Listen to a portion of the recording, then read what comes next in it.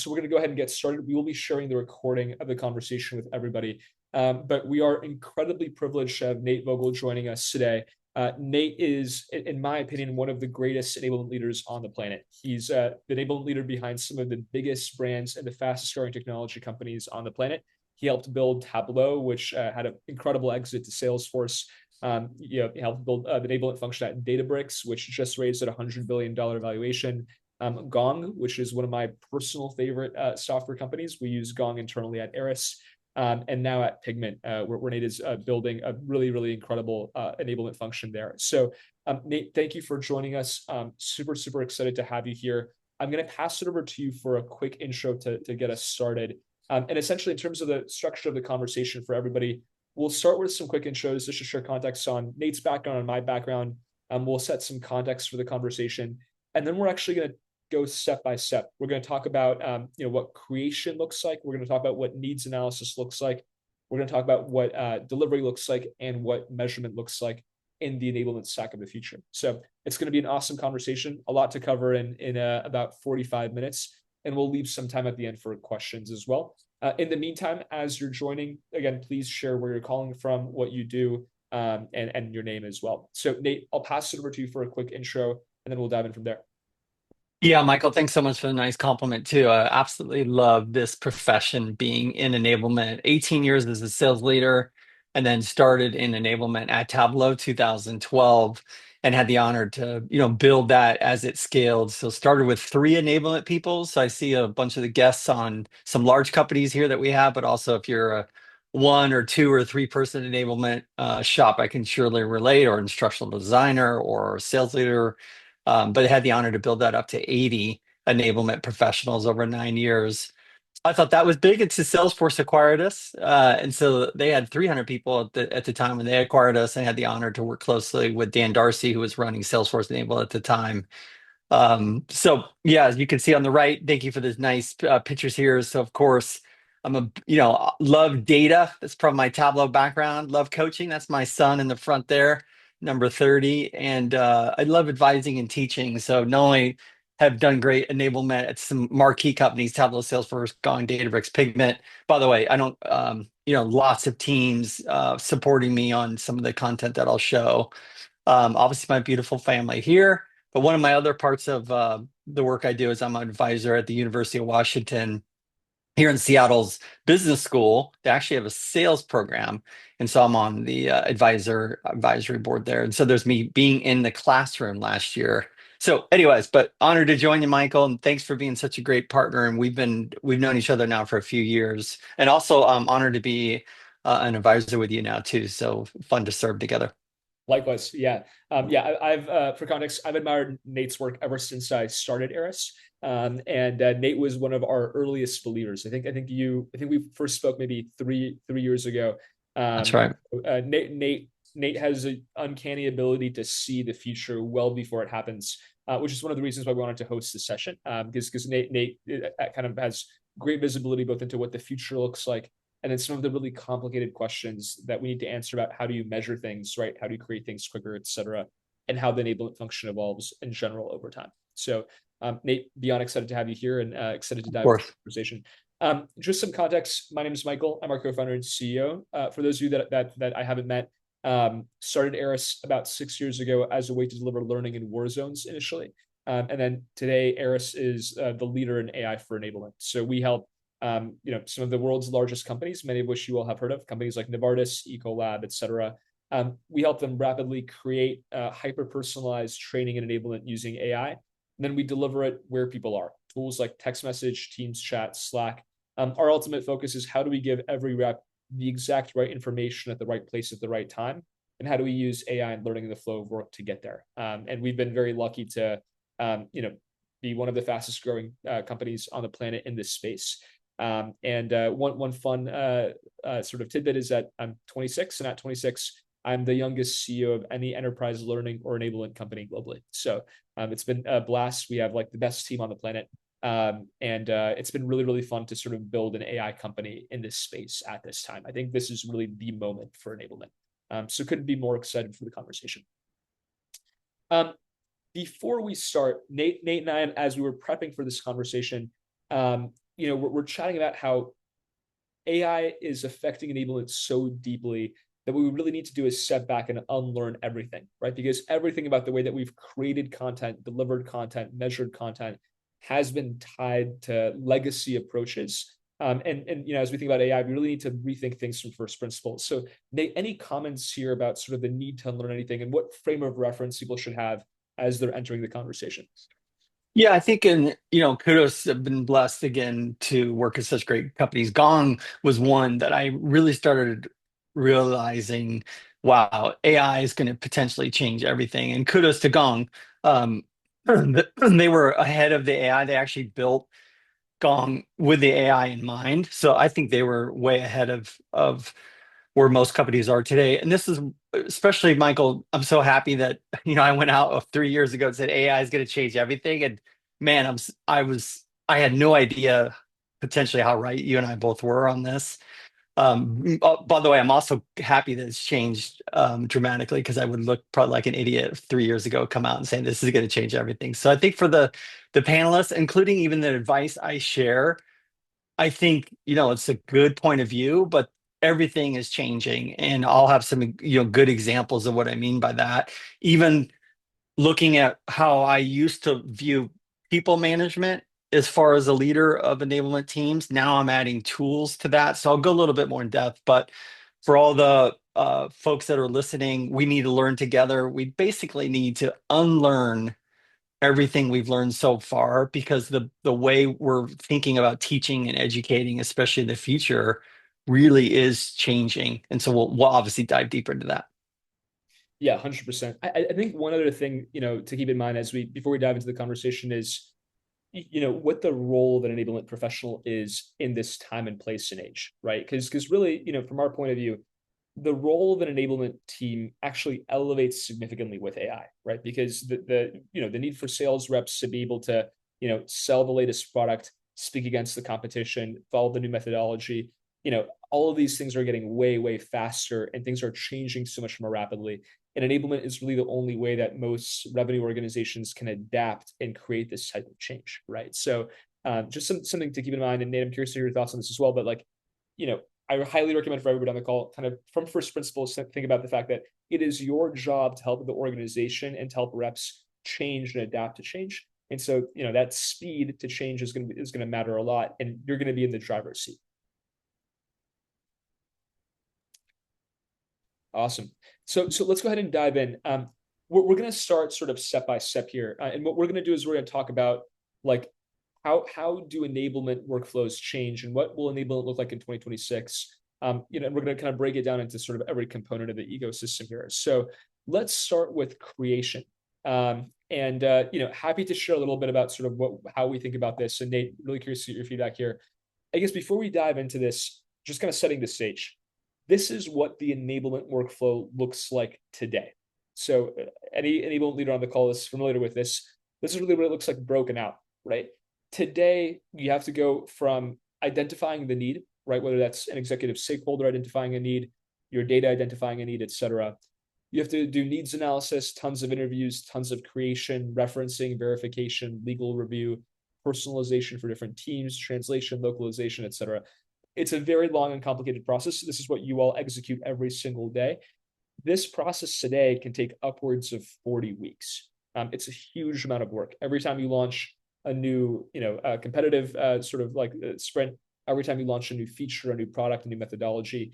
Yeah, I'm curious to hear your thoughts on how do you feel about sort of the workflow today, and sort of how cumbersome things are? Yeah, and I think a couple quick comments. I think speed and accuracy will be the new words for enablement moving forward, because I agree with you. In my past, and I see some of the attendees that I worked with in my past. I mean, a lot of it was just around if there was a request that comes into the business, and Mike, I think we'll show some of the slides on this, but generally you get a request either from the market conditions, competitive pressures, potentially if you serve an enablement, you might be doing new messaging or new product launches, especially around kickoffs. And the time it took to work with product marketing, work with other cross-functional teammates to get alignment. Tableau, Databricks, Salesforce were big partner ecosystems. So how do you go train the partners?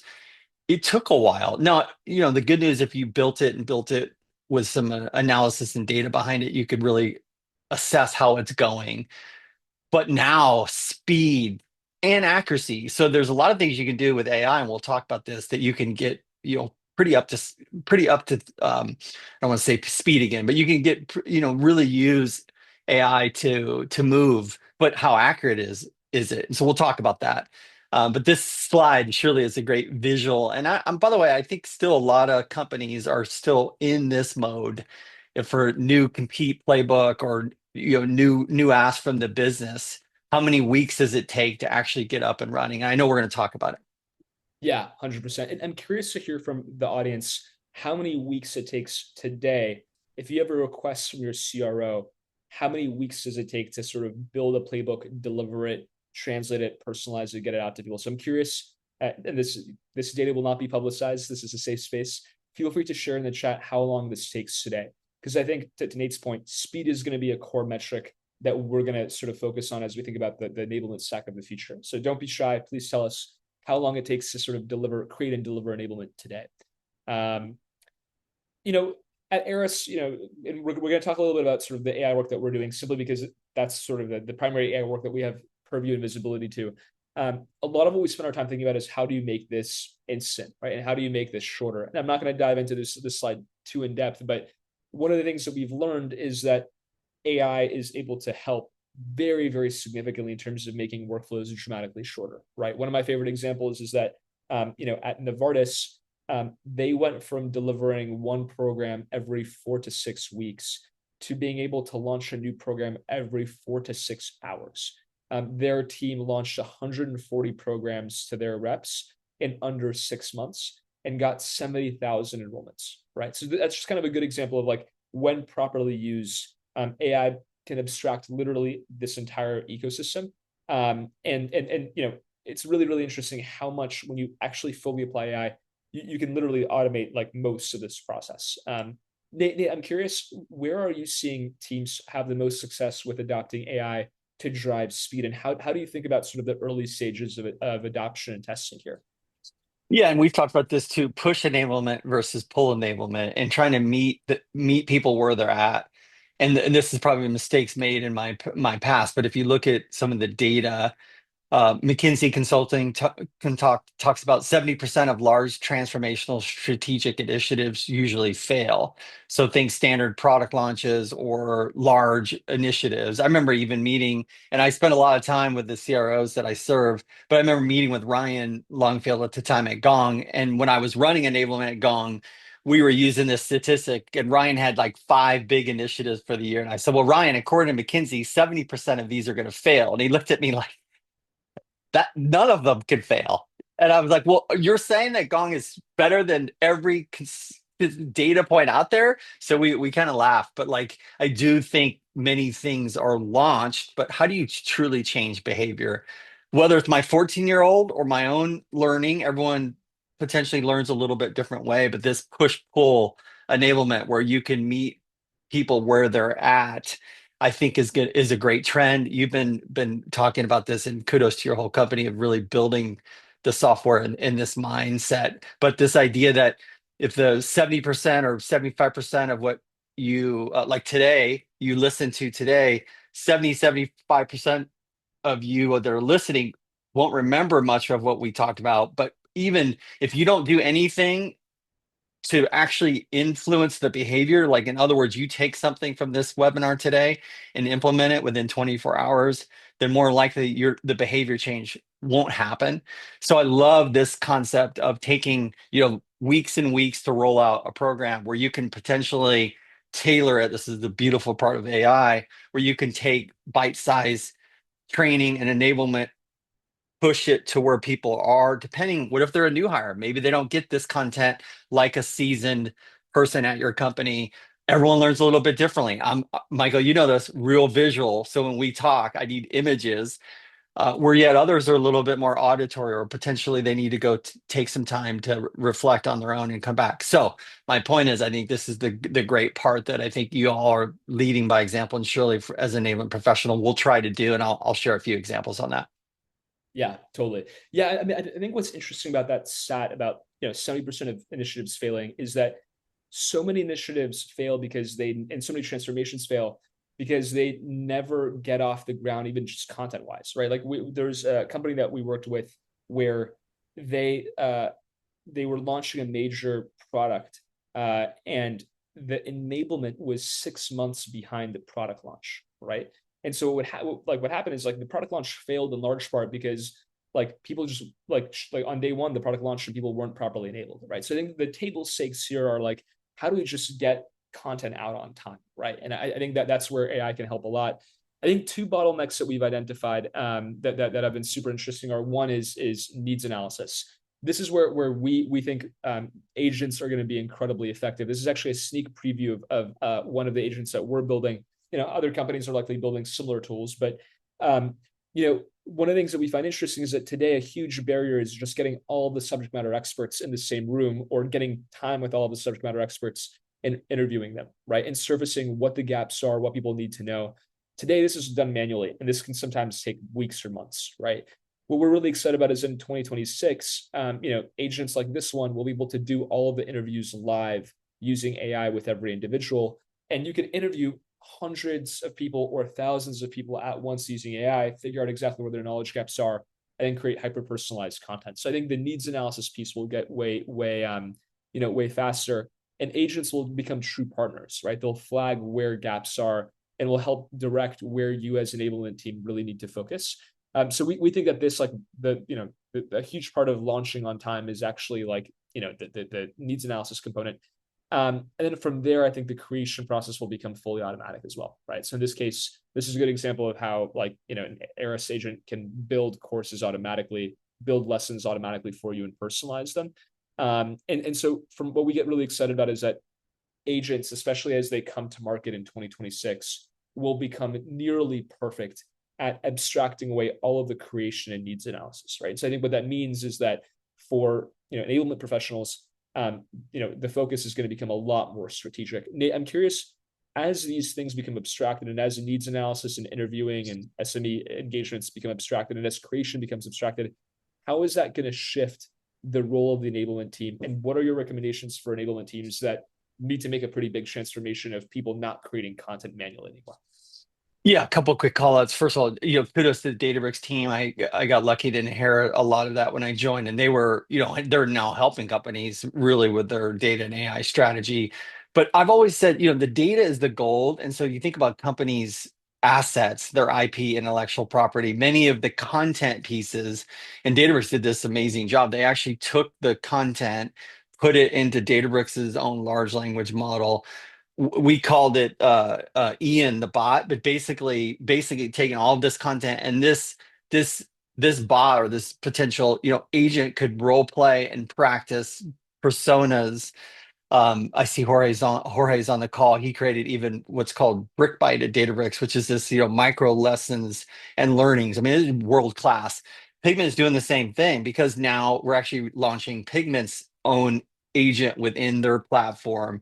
And so this idea that you could take content and curriculum and be able to self-assess and put together training from IP and from the data is a major shift in the marketplace. Go back to our first slide. You have to unlearn typically the way you've traditionally done it. And so I think this, companies that are embracing AI and being able to then take this content and then, you all are experts on this, but be able to then do quizzes and reinforcement and go back to this same concept just now with AI, which is how do you change behavior? And they think about this multiple times of the people that I serve here at Pigment and my former companies, which is how do we help influence the business to ultimately, hit targets, but really you're trying to help customers get the most value out of your solution. And surely there's competitive ways to do it, positioning ways to do it, but I think this IP and this content and being able to use your own data and your own model and then use AI, and this is why I know there's a lot of instructional designers and experts on these calls, but I think it's an and not an or, and we potentially could debate: is AI going to take over fully. I don't think so. And Michael, I went on record 3 years ago pretty boldly to say this, say that AI is changing everything. I will go on record to say I think it's an and. I really do think that it will be an and, because now we will be able to have some time saved from a productivity standpoint on content creation and speed, but be able to focus more on that push content, be able to go validate and use AI as an and to increase productivity. And again, very, very blessed to work with some great enablement professionals in my past. And again, we're all learning on this together. But I think this is the shift. How do we use AI to increase productivity? How do we use all the great content internally to be able to actually be experts, so we could take some of the best performing, I only say just not only reps, partners, customer success, leaders, and how do we train and evolve that? So ultimately, we don't have that McKinsey statistic and probably, serve our customers in a better way. I love that. I think one of the most critical components here is, I think the failure mode with using AI for creation is two things. To your point, right? Not using humans in the loop, right? And not having humans craft and curate and be a partner with AI. And I think the other sort of failure mode is, creating content using AI quickly and then using delivery methods that are outdated, right? Like we have this like thing that we talk about internally a lot, is that if you build a course using AI, you can build the world's greatest course, but if it's sitting on an LMS far away from where people are, or if it's sitting in a CMS object that nobody ever goes to, then you failed, right? Because like people need to see the content, right? That's And right. people, and to your point, like the behavior, like there actually needs to be behavior change, and behavior change doesn't actually come from content; it comes from how you deliver it, right? And the data is key because it's a verb. We're moving so fast Yeah, that potentially, none of them are just hallucinations. Because I actually think we're getting better at, the right yeah, data and the accuracy of the data. And kudos to so many great companies that are out doing this. But the data is evolving, and yeah. so in other words, I keep always saying, again, to my son or to students that I serve at the University of Washington Business School, or even to professionals, your instinct to validate, is that data right or not right? Is ChatGPT or any other models that you're using, assess if that data is accurate. And the word curiosity, I think, is going to be a really important component to the future. I think bold, Michael, you wanted bold on this prediction. I think you here's another bold comment. I think the soft skills will be the new hard skills, because now with AI, so much of your education you can get up to speed on. As an example, I have so many people prospect into me to try to sell enablement solutions. And I know that AI has helped them do great research, potentially even understand the things I post and so on. But what I'm looking for is, are they actually curious of the problems I'm trying to solve within the business? And a lot of times, if I ask one question, by the way, to a human or to an AI, um, a lot of times they mess up on that second or third or fourth question. So this curiosity, this idea of true conviction on what you're potentially selling or servicing. So again, I think the soft skills, because AI has now made it such an even playing field, will be the true hard skills moving forward. You can tell I'm having a little fun here today, Mike. I hope that was I love it. approved to talk Yeah, to yeah, have a little fun here 100%. today. Yeah, yeah. No. We're here for honesty and good takes. So, no, I completely agree. Yeah, I think the soft skills become critical, and I think, one thing that I think is important is that soft skills are not built in a day, right? Soft skills are ultimately habits, right? And so if you have a monolithic learning or enablement delivery model where you're delivering courses all in one go, then you're not actually going to be able to effectively build skills, right? Especially soft skills. So yeah, fully aligned, and I think the behavior change components matter a lot. At Arist, for example, like, we spend a lot of time thinking about how do you break learning down into bite-sized chunks and space learning out over time. And what's interesting is that if you look at every single successful learning technology, like Alpha School, Duolingo, they operate on this exact principle, right? You have to break learning into bite-sized chunks. You have to make it spaced out over time, especially for soft skills, right? I think that's really where learning becomes super powerful. Which takes us to, I think, like probably in my opinion, one of the most exciting components of our discussion, which is measurement. Nate, I think you've done some of the most groundbreaking work in this space on effectively measuring outcomes. And so I'm curious to get your take on how leaders should think about like measurement in 2026. We've spoken about how you can use AI to create content more effectively. You can use AI to do needs analysis more effectively. You can use learning in the flow of work to space learning out. Tell me more about sort of your point of view on how a measurement should be done and how measurement will change.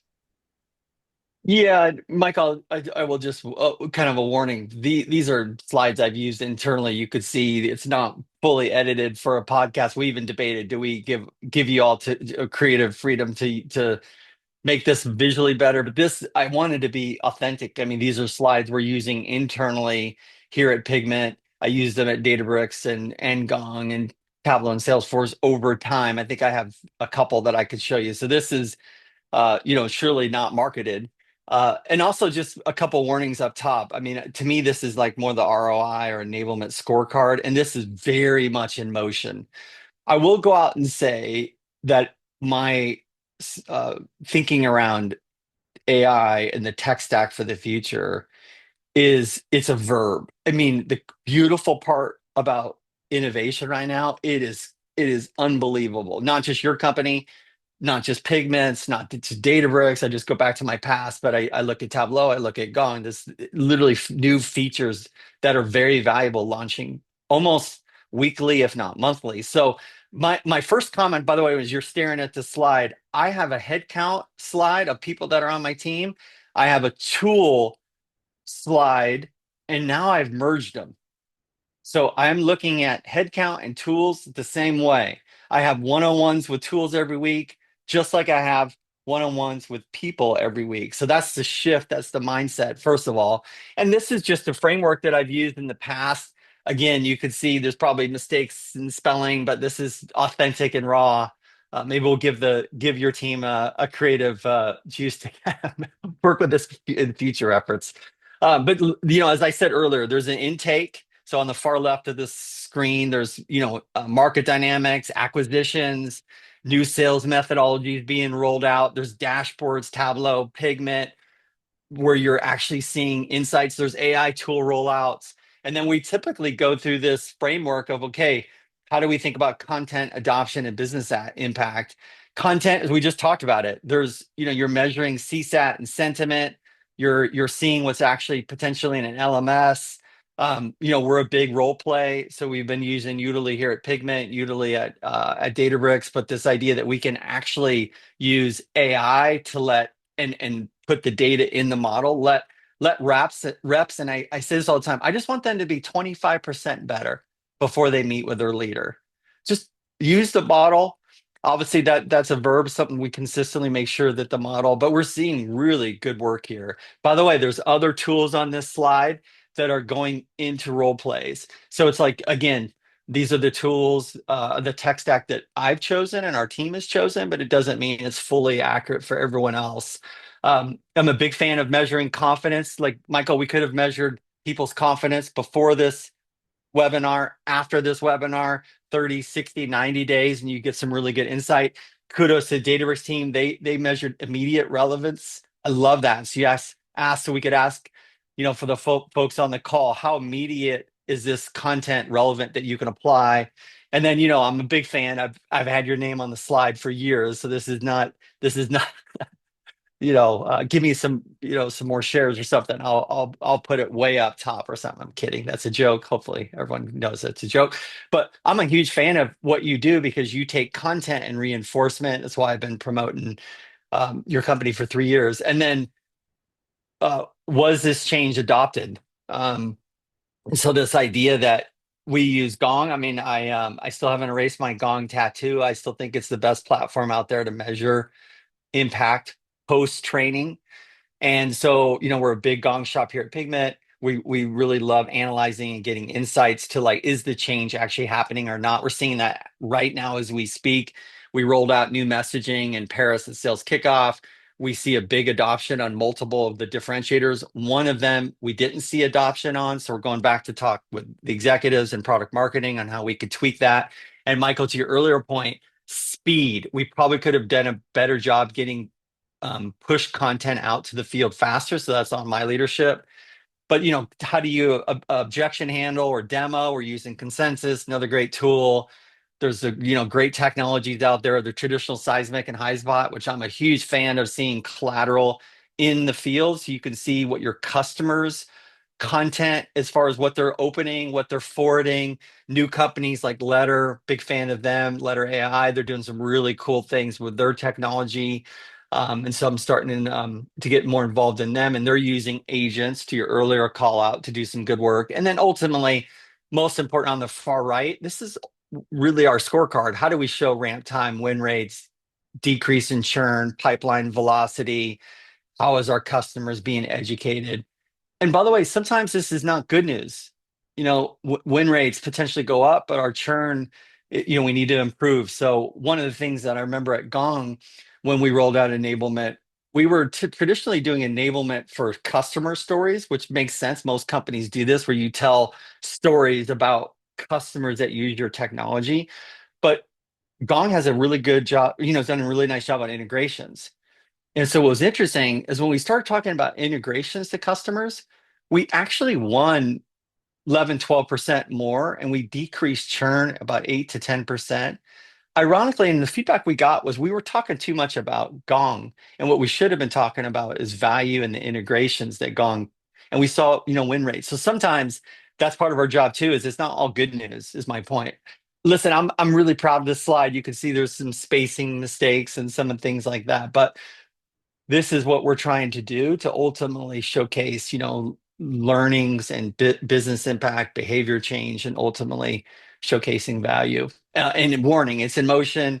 Warning, many of these tools and tech stack that I've chosen is just my point of view and my team's point of view. But I do think this is, I'm really proud of, 15 plus years or so of enablement on one slide. And I know if we have time, we can hit some of the other slides. Michael, up to you if you want me to keep going. Yeah, totally. I think that there's a ton of goodness here. Like, I think for anybody watching, right, like this is ultimately the workflow that you need to optimize, right? And I think the question becomes like, how can you use AI to like increase every metric here at every step? And I think that this slide also kind of like puts it together. And just in the interest of time, probably not going to dive super in depth here, but this also kind of like kind of reinforces like there are a lot of core metrics that you can measure that AI directly influences, especially like speed to response, right? For example, right? Or like the go-to-market ramp time, right? Ultimately, like as we mentioned earlier, the number one way that you can use AI and learning in the flow of work is to ramp people faster. And if you ramp people faster, then you will see win rates go up because people are not losing deals to competitors, right? You will see much better usage in Gong. Like one of my favorite examples here is we had a client that had been delivering like e-learnings and webinars about new product launches for like years. And then they shifted to just delivering a brief message a day, one-on-one personalized to every rep in Slack. They saw a 3x increase in their Gong trackers for that new product immediately. Like literally within a week, they saw a 3x increase in Gong trackers. And so like I completely agree. I think Gong is a terrific tool. Make sure when you all launch programs that you have the right A/B testing and the right trackers set up ahead of time. I've been consistently surprised by how few teams use this. Like less than 30% of the teams we work with actually do this, and it's critical. Yeah, and I'll be quick on this too. I mean, this is a slide evolving for sure. Started at Databricks, kudos to that team. Pigment, I'm evolving it more. There's a lot of learning models out there. Kirkpatrick model is probably the most famous. So I was trying to just figure out, okay, take the Kirkpatrick model. If you see on the top, the L1, L2, how do you take a model and then implement what you have today? And so this, the reach, reaction, go to market best practices, and then business results. And to your point, not only just Gong, could be scorecards, could be partner measurement. How do you measure ramp time as far as new hires? Really a lot of money is being invested into companies and AI. How do you make sure that people are ramping up, not just on tools, but on initiatives?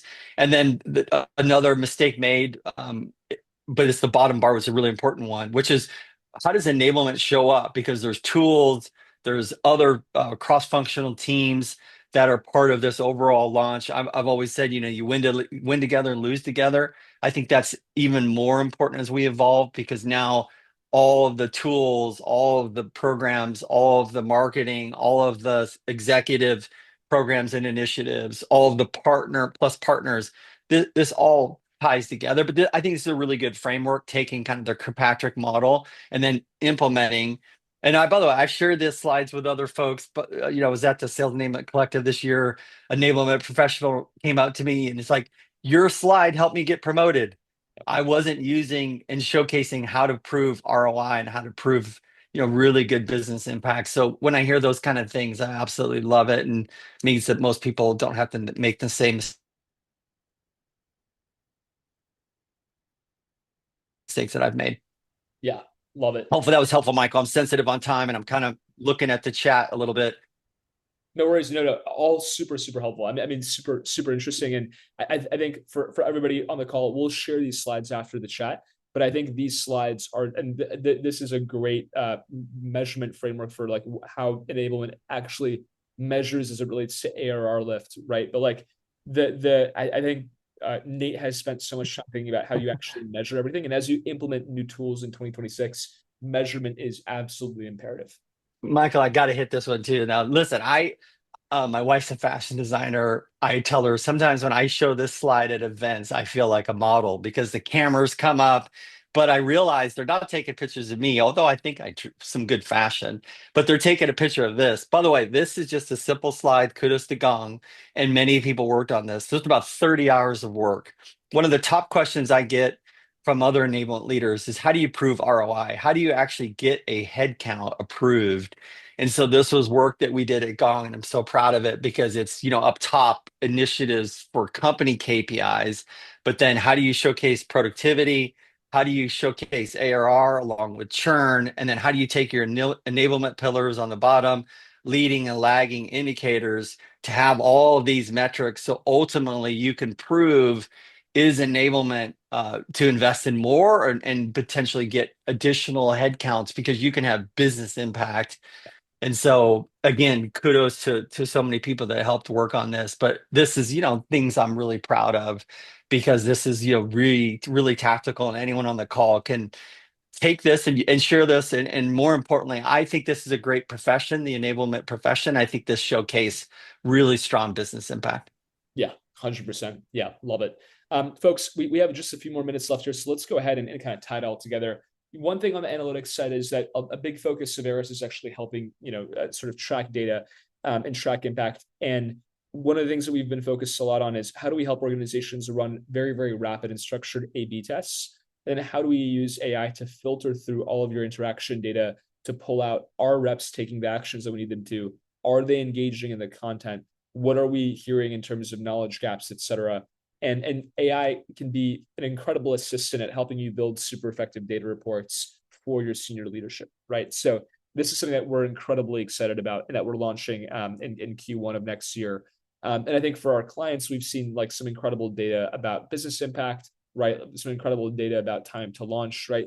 The reality is that if you move away from e-learning and move away from webinars, which is ironic, I know, because we're doing a webinar, but you all will get an Arist course about this afterwards as well, right? If you move away from e-learnings and webinars as the learning delivery method, that's ultimately what unlocks the ability to use AI and get the speed that you want at, and get the data that you need maximally, right? Because the really critical piece on the measurement side is that with AI, with e-learnings and webinars, you just don't capture enough data to actually tell you if you're doing a good job or not, right? You capture 1 point of data, whereas if you drip learning out of the flow of work, you capture like 10 to 20 points of data. So keep that in mind. On the delivery side, I think this is sort of where it all comes together, right? It's sort of like, and this is really what we think, as Nate and I were chatting, this is like where we think the, learning and enablement stack of the future looks like. And before we dive into this, Nate, any sort of comments on sort of like how people should think about delivery, and how people should think about sort of preparing to adjust to a new stack before we dive into sort of this slide meaningfully? Yeah, I think the really important point is on the left. As we were working on this slide and I was giving you feedback, I think the left is just as important as the right, because, as I said earlier, there's companies and organizations and many really cool AI hot startups are coming up and scale up. And so this idea that we took, just more importantly, this is how we view the tech stack, today, and our kind of recommendation. And obviously this is how, we merge. But I look at this and I was, proud that this is something that I could endorse and advise on as far as like a, tech stack for the future. And I think there's a lot of value in here. I still think it's a verb. I still think you have to have one-on-ones with it and spend a lot of time with it. And many of these features are evolving. And but I really think you have done a good job at accurately showing this, and hopefully it's a nice takeaway for the audience here. And I know that your course will reinforce this and Yes. push it at even in more depth.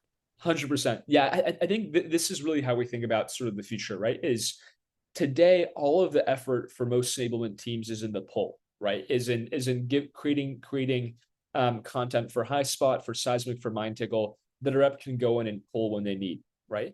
If you've ever met any sales rep, and as somebody who sort of was a sales rep at Arist for the first few years, I can attest to this. Sales reps are so busy they oftentimes don't know what they don't know, and expecting reps to go in and upskill themselves is unrealistic given the pace of change and given how busy reps are, right? So from our point of view, historically the way that we've pushed new info to reps is through e-learnings or through webinars or just sending people an email or a Slack. And that's not sufficient, right? Like putting somebody through a webinar on a new product does not mean that they can sell that product effectively, right?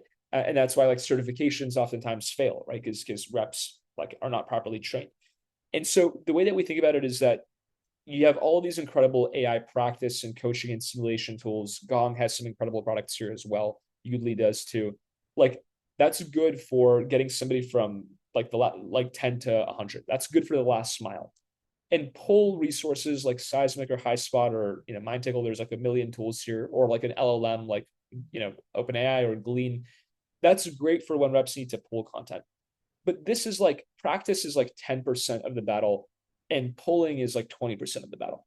The challenge is that 70 to 80% of the battle is actually just getting the right info to your reps as fast as humanly possible. And that's where using AI to create content quickly and getting learning into the flow of work, that's really where it matters. And that's really like finding ways, and obviously I run Arist, so I'm biased here. I'm sure there are other tools that can do this as well, right? But finding ways to replace webinars, e-learnings, and emails, and actually push the right info predictably to the right rep at the right time.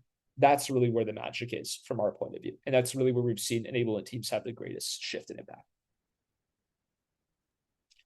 Exciting times, Michael. Exciting times. I think this is think this is one of the best times to be in this space and this profession. And you've done a nice job articulating that. Yeah, likewise. Yeah. Super, super excited. Folks, any other questions on sort of in terms of how it all comes together? I think this is really what the operating model of enablement teams looks like going forward, right? Is whenever there's a pull request from a learner, you route them to CMS or an LLM. Whenever there is a push request from an executive or from the enablement team, you can use an AI tool and deliver in the flow of work. And then, ideally, you can also use data from Gong and tools like Salesforce to predictively trigger learning based on rep gaps, right? Because ideally, the enablement team shouldn't be managing that for every rep, right? Ideally, if a rep is struggling in Gong or struggling in Salesforce, you should use that data to create a course for them and push it to them in the flow of work automatically. And then for deeper practice, that's sort of where sort of those role play tools and practice tools come in. But any questions on sort of what the enablement stack of the future looks like? And any questions from the audience for Nate on measurement, creation, delivery, etc.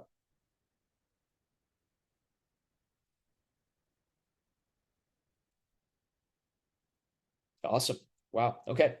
It seems like no questions. Nate, Michael, I think we're getting questions. I'm getting some stuff on LinkedIn and messages and so on too. So thanks everyone, by the way, for shooting nice notes to me there. I haven't had a chance to look at it too, but I do think maybe some are coming in. Yeah. Oh, perfect. Okay, yeah, actually, I am seeing some come in here. Lily asks, any real cases for leadership training?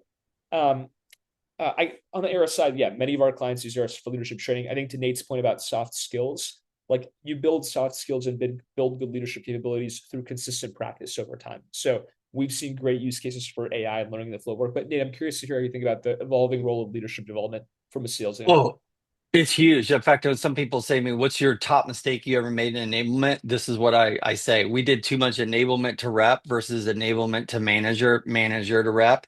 So if you're launching new messaging or you're launching tools, AI tools, make sure one, your leaders are up to speed. They're actually using and understanding how they can use AI to gain productivity. They're a big part to reinforcement. I've always said, we could enable, but if your manager, one, doesn't reinforce, or two, uses the old messaging, or doesn't, necessarily take what the training, then you haven't modeled the right behavior. So I remember doing at Pigment, when we were rolling out our whole messaging, before we started, we had the CRO actually start the training by him delivering the entire new pitch himself. And we trained the managers first. But and I say but, it's probably and these AI tools can also be really effective. So in other words, make sure managers don't go role play or practice with the reps. If the reps haven't taken the time to get 25% better, that will gain productivity. So tactical example. I know we're at time, so I thought I'd answer that, but surely can reach out to me, or obviously the lots of good examples out there, but hopefully that's a tactical good example. Yeah, yeah, 100%. Yeah, team. And for anybody on the call, we have time for maybe one more question. Any other questions from the audience for Nate? Awesome. We will follow up both with this recording, and then we had a lot of registrants both that couldn't make it, a lot of registrants that had to drop off early for calls. We'll make sure to share both of this recording and a transcript, and lots of data in an Arist course as well to reinforce after the chat. Nate, can't thank you enough for taking the time. This was such a fun conversation, and yeah, just deeply appreciate it. Yeah, and we keep learning together, right? We started this call, but we got to unlearn and learn together. And this is a good example. So thanks for hosting us, and obviously doing a great job as a company to lead this front. Honored to serve with you. Likewise, likewise. Awesome. Thanks, everyone.